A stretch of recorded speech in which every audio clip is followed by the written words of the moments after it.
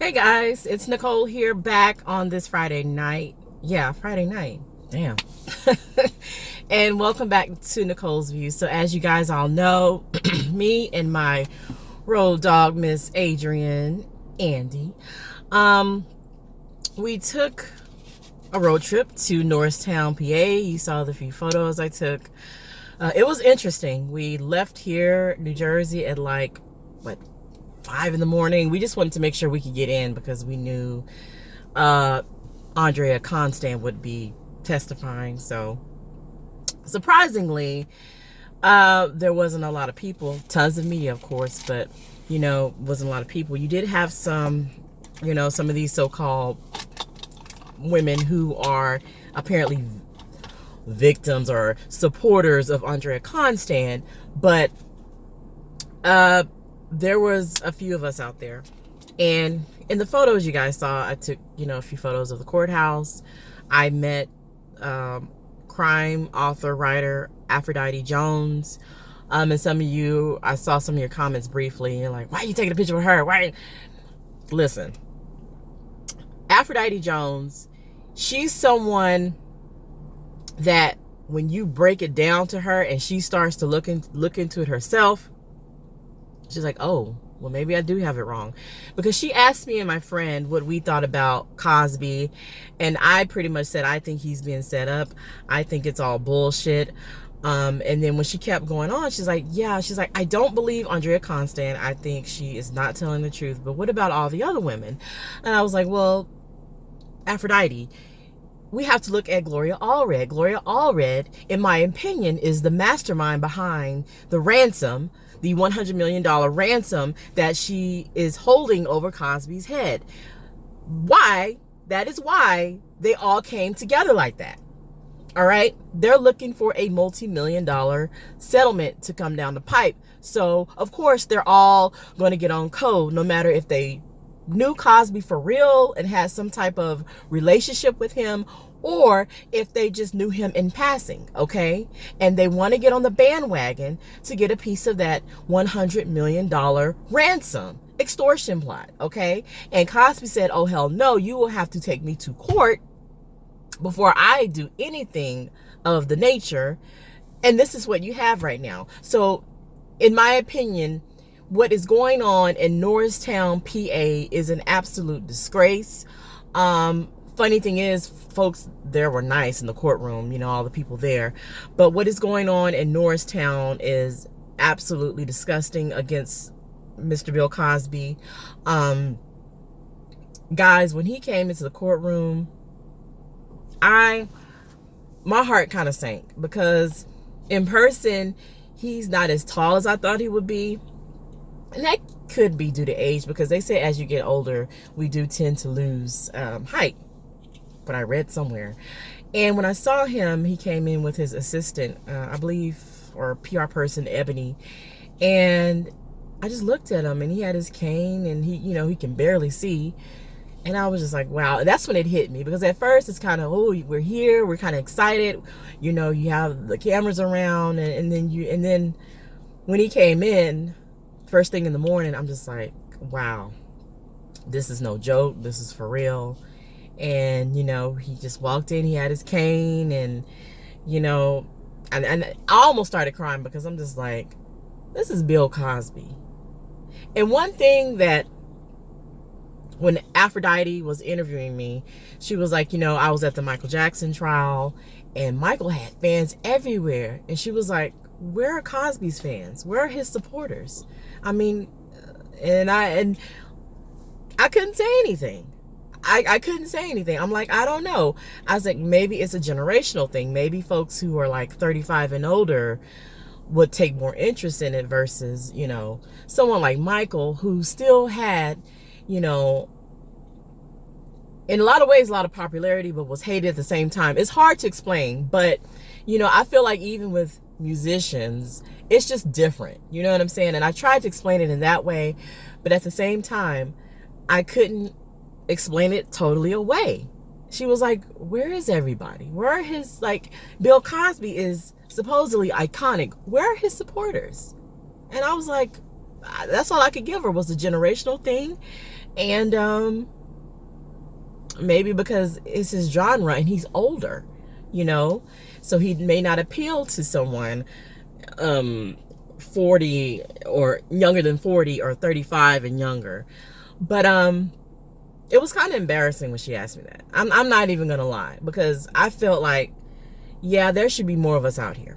Now, granted, I know everybody can't take off from work and try to go to a trial, but at least I felt like there should be a little bit more folks out there supporting him. I mean, come on, this is Bill Cosby. It's crazy how when folks love you, they love you. And when they hate you or just don't give a damn, that's just how it is. It was me, my friend Adrian, and it was 2 other black women. That's the funny thing.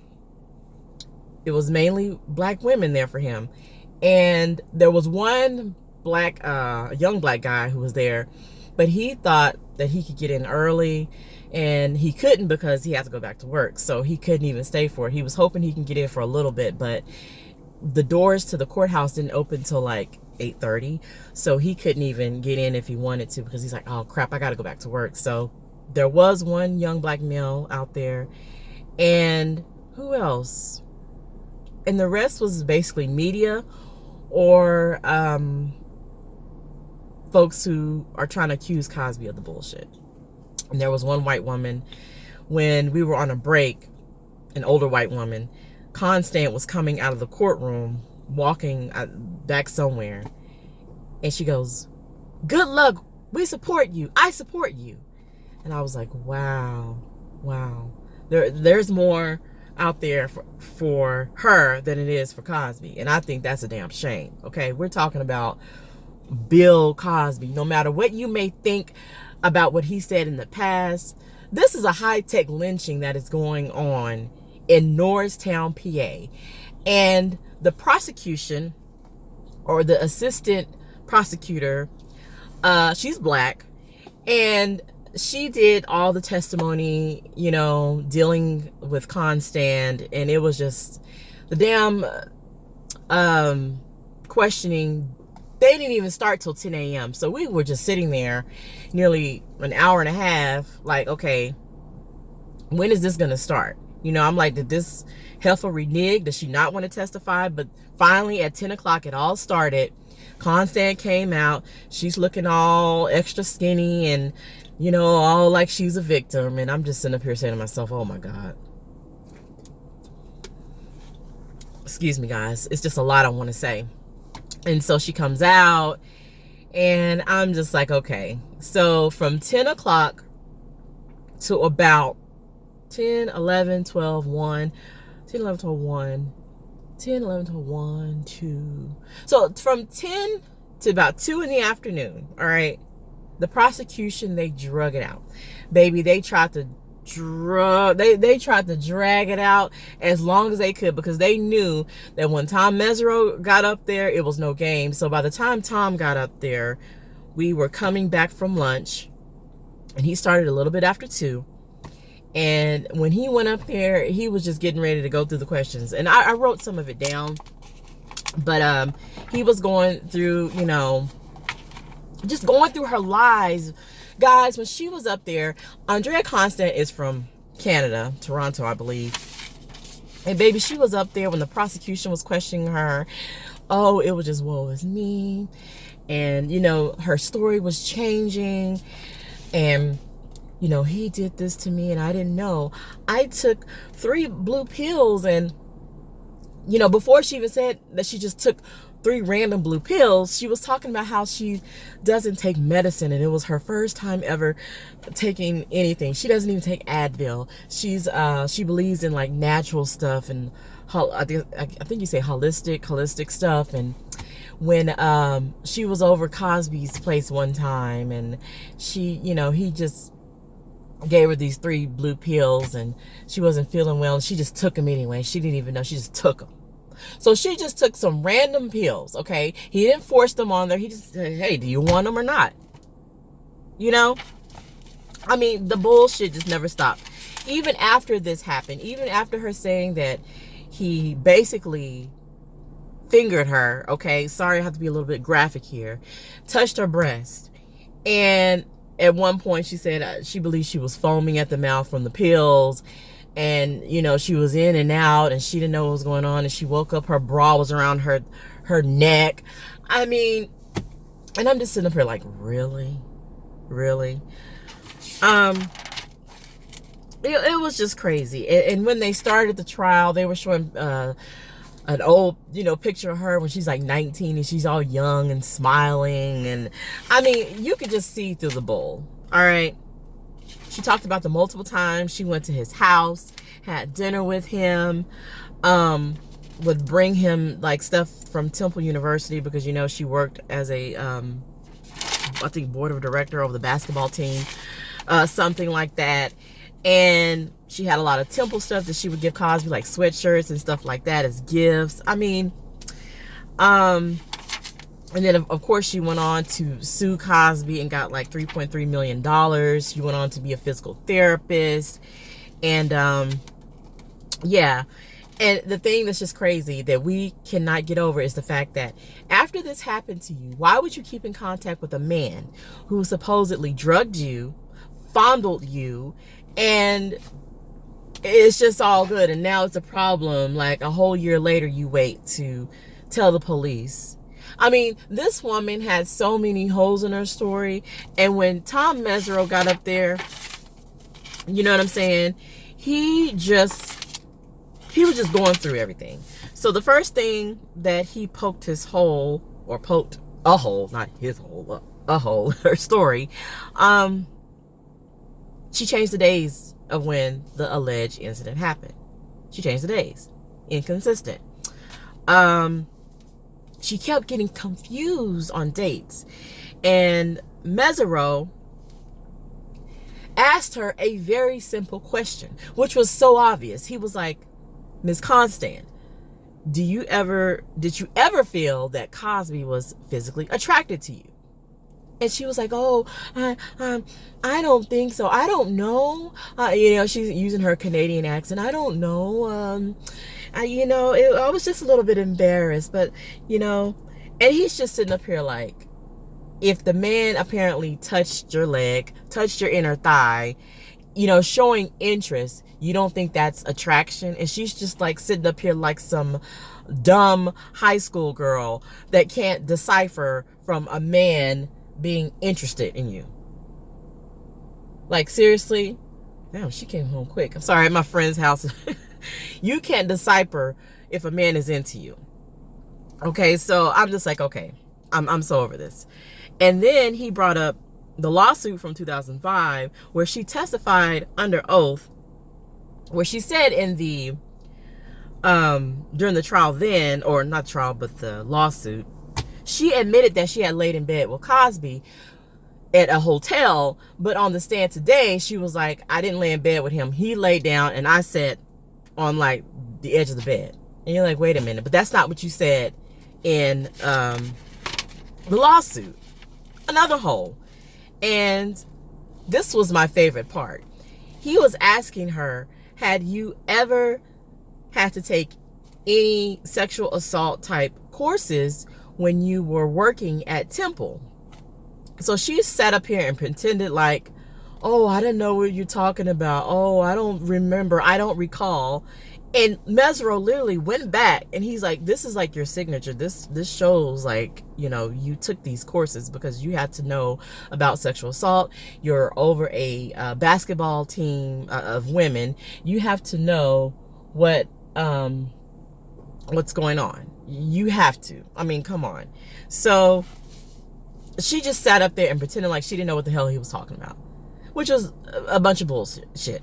Excuse me, I can't even talk. I'm just like, it's just so much I want to say it. I'm trying to get it out so you guys can understand just the bull. It was straight bull. And everything, every time Tom got up there, no matter the question, she didn't recall anything. So you went from remembering everything with the prosecution to now you can't remember a damn thing. Bullshit. Then, yeah, she was shown a document where she was trained about sexual assault and you know, how she agreed to that and she didn't remember. And the last thing that Mesereau got in before the day ended, but I left a little bit early, but I think they were ending anyway. He was asking her about the pyramid schemes. So he had all these emails, right? And he's like, okay, you don't remember wanting to set this up, and your name is in the email. Regards, Andrea. And she's like, I don't know. I don't remember. I don't recall. And he's like, but your name is on these emails. How do you not recall? Bullshit. More bullshit. Okay? So, no. I'm not buying any of her story. And I just, man, that's when it got good. But then, of course, you know, they were getting ready to end. It was such a nice day. So the judge, who I think is biased in my opinion for the prosecution, he ended it kind of early. But I left a little bit early. But like I said, I think he ended it earlier than usual. So I'm thinking about going Monday because I really want to see more of Mesereau in action. But that right there alone, the way he was poking in the holes, I'm just like, this jury has to see this. They have to see this. And unfortunately, they had a big projector that was like blocking the jury, which I think was done on purpose. You could only see like a few alternate jurors like sticking out on the side, but I think that was done on purpose. But you could see the jurors as they were coming in and leaving. So yeah, it was just crazy. It was so crazy. And I just feel like the more Mesereau gets into this, he's really gonna just keep showing her bull. She couldn't remember nothing when he talked to her. But when the other assistant prosecutor did, oh, she remembers everything. Everything. So this is what I'm talking about. And it was mainly media in the courtroom. And this is how I know that Andrea is bombing. We were sitting next to a lot of reporters. We were sitting next to a defense attorney who was trying his best to reach out to Cosby because I think he wanted to help represent him. And even he was sitting there shaking his head like, really? This is like not good. This is like, and even other reporters, there was one reporter in front of me. He was like, she's changing her story. She's changing her story from what she said last time. So they see the bullshit, okay, guys? The media knows that this is all bull. But they're going to go along with it because they want this to continue. This is how they make their money, ratings. They know this is bull. All right? They do. I mean, we saw the reporter in front of us say, she's changing her story. That's not what she said about the bath salts last time. All right? So that's all I can think of right now. Like I said, a big chunk of the day was the prosecution basically going over the story of her being drugged and fondled, okay? So, and I'm going to add my friend, I'm going to add her in this video because even she was on the fence and she saw that. She was like, he's poking all kind of holes in her testimony. She's not telling the truth. It was crazy. And I'm just sitting up here with my mouth hitting the ground. And at one point, she was questioning Mesereau. And they're like, wait a minute, you can't question the lawyer. They had to take a sidebar because at one point she was doing that. He's like, they're like, what? And it's like, she is questioning Mesereau. No, that's not how it works. Kid you not. This woman is delusional, okay? She's delusional. I truly feel she's money hungry. And I am hoping this jury sees through it. I mean, because if we can see it, come on. Really? And I didn't even get to talk about Janice Dickinson and her theatrics, okay? I wasn't there yesterday, of course, but I didn't even get to do a video on that. But you guys know it was so much bull. And a lot of people was just like, wow, is this really happening? Yeah, it is happening. And a black man is having to be put out there, basically lynched for the whole world to see. That's how I felt when I saw Bill Cosby walk in the courtroom. Like he was a dead man walking. That's how I felt when I saw him. And I nearly started to cry. And I don't know why, but that's how I felt. So one thing I will say, that once we had our last break around 3 or so, Mr. Cosby and his assistant, his other PR assistant, Andrew Wyatt, he was guiding him out of the courtroom. And I saw Mr. Cosby kind of like he felt more happier once Mesereau got in Constant. I think he was starting to feel a little pep in his step. He was kind of doing this little joking thing, like he's trying to, you know, get out the courtroom. And I'm like, okay, maybe he's starting to feel better, you know. And I told Mr. Wyatt, his PR person, I told him, thank you for everything. I gave him a thumbs up, and I told him, please tell Mr. Cosby that there are many of us out here vouching for him. And he said he will do that. So even though we may not be there in mass like I wish we could be, I told him to please tell Mr. Cosby that there are folks out there like me. We do support him. All right, so that's what happened in the courtroom today.